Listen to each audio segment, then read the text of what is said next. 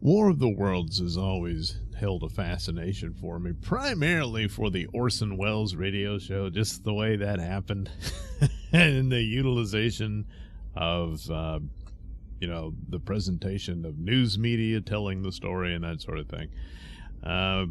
But of course, that's one aspect of it. Of course, the novel itself, which I eventually read.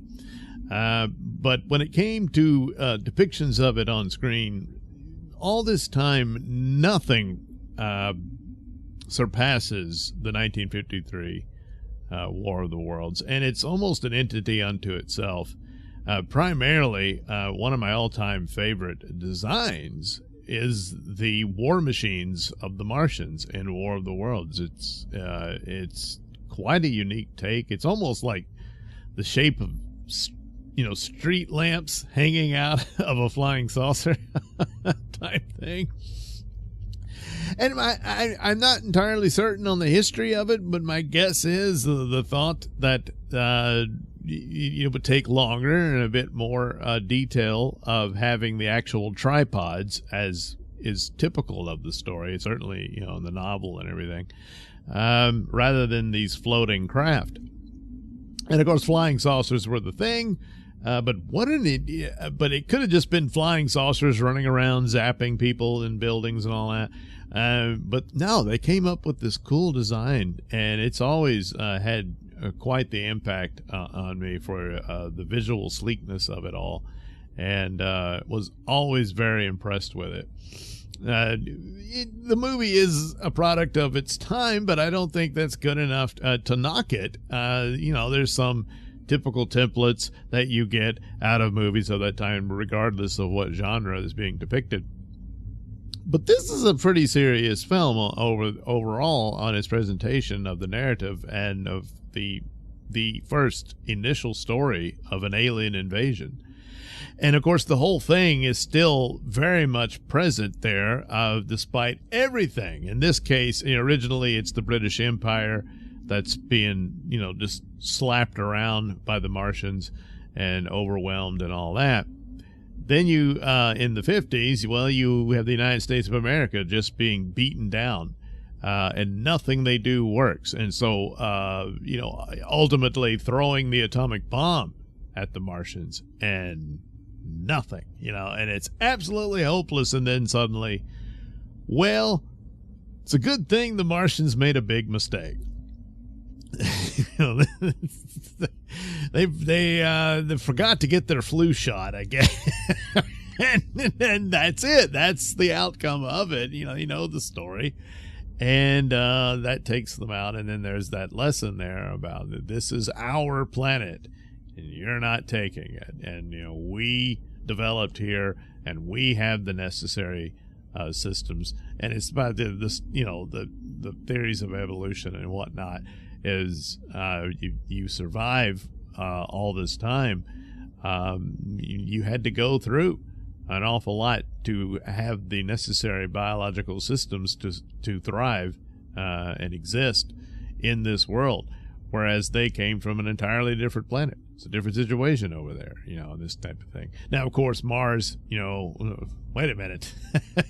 But, in H.G. Wells' time, they didn't really know. By the time you get to the movie, sure, but you can always argue they have a subterranean society or something like that, And, they decided, it's not getting any better over here. Let's just take the Earth. And in a lot of ways, that fits in, because one of the strong arguments against the scenario here is for an alien invasion, and it would have to be something from beyond our solar system, the advanced technology and what have you to achieve just the journey alone, to get all the way here and just die from the flu, seems like they would have anticipated that, and figured it out. But for the purposes of the film and its presentation and all that, it works very well. And the fact that it is just Martians, it's like, they can make the trip, and they've got better weapons. So they make the trip from Mars to Earth, and that's within the realm of possibility. Eventually we're going to send astronauts to Mars. And it's yeah, you can see that that's possible within the technological abilities that we have even today. You know, you can develop a craft that can get there and all that. So the idea that they would be, you know, godlike superior, maybe not, you know, but of course, I'm pretty sure there's no subterranean, maybe I'm wrong, maybe there's a subterranean society of aliens on Martians, rather. And boy, if we send our astronauts over there, maybe they'll catch a virus and, you know, just don't come back, you know. Anyway, but the story plays out, and obviously the visual effects and whatnot really seals the deal. But it's also a precursor to a lot of doomsday scenarios here, whereas it's the alien invasion and everything is hopeless and there's nothing we can do, and that's the horror of it. But ultimately, you know, well, you know, God prepared for that. You know, and that's how it works out. But a lot of this is sort of a precursor to all the zombie movies and sort of stuff like that, about it could all go away, it could all collapse into ruin, you know, the life we know, the world is, you know, just ripped away from these monsters and there's no escape and that sort of thing. And that plays out very much. Or you have your individual stories of your main characters, Dr. Forrester and the girl that wants to do them. I don't know, you know, when I first saw her, I thought, yeah, what a silly hairdo they had like that. But I ended up being quite captivated by her. She's actually quite beautiful. So, you know, but all of it, you know, the desperation as it builds. At first, they're kind of cocky, and who do these guys think they are? And and then no, it doesn't work. And once the shielding was there, even with, you know, you would think the atomic bomb could do it, and well, it didn't. So it takes the basic templates and plot of the book, but you know, it goes off on its own in quite a few things, but the ultimate outcome is the same, you know, and all well and good. And with the collapse of society and whatnot, you do see that on display, the desperation of people trying to survive, turning on one another, all of that. Even to the point that after the bomb failed, you know, the Dr. Forrester managed to get a sample of Martian blood, and they realized, oh, there's something there. And of course, yes, exactly, would be the only way to defeat them. And but you know, the scientists are trying to get their equipment together, take off out of the city to a safe retreat in the hopes that they can work on something there. But then they get robbed. And, you know, and all this sort of, so damn it, you know. But in the end, the cold took them out. And, well, the Martians did know their way around a Walgreens or CVS to you know, get some cold medicine.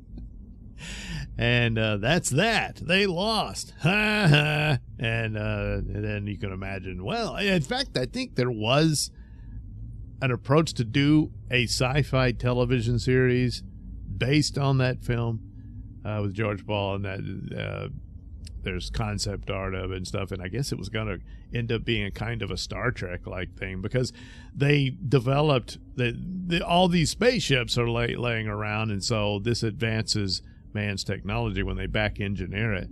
And I think in the series they were going to go ahead and say, okay, it's not Martians, they were aliens from another system, you know, and they were going to develop ships to take the war back to their planet to make damn sure they don't ever come back or something. That was the ultimate goal for the series as they traveled to this other world. But ultimately they never did it. So, well, you know, I never thinking about it. But anyway, there you go. War of the Worlds, 1953, and it stands the testament of time. It's a classic. A lot of great achievements there, and the look and the sound that they developed, and you would hear it again and again, quite a bit of that, you know, through Star Trek and cartoons and stuff like that. But nevertheless, this was where it was first, and it's glorious. I was always charmed by it. But best of all was the design of those war machines, which again supposed to be tripods. And if you look closely, there is the stream that's supposed to represent how it stays afloat, which the doctor explains, you know, the magnetic field manipulation or what have you, and kind of symbolizes the tripod. They could have gotten Ray Harryhausen to do. In fact, he was going to do. That's right. I forgot about that. There was attempts that he was interested in doing a War of the Worlds. It never got around to it, and I think probably was going to do it more loyal to the novel, I think.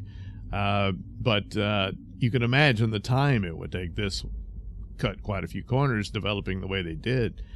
And what a way they did, because those things look really cool. So, War of the Worlds, 1953.